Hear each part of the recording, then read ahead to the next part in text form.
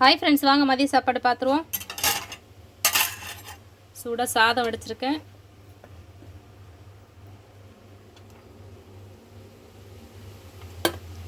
அதுக்கப்புறம் பார்த்திங்கன்னா நம்ம மரத்தில் பறித்த வாழைப்பூ தாங்க.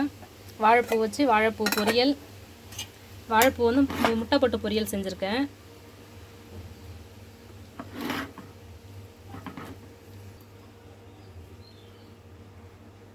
அதுக்கப்புறம் பார்த்திங்கன்னா வாழைப்பூ வடை நல்லா சூப்பராக இருக்குங்க, கிறிஸ்பியாக. அதுக்கப்புறம் வெண்டைக்காய் சாம்பார் நல்லா சூடாக இருக்குது பாருங்கள். நல்லா சூப்பராக சாம்பார் ரெடி ஆயிடுச்சு.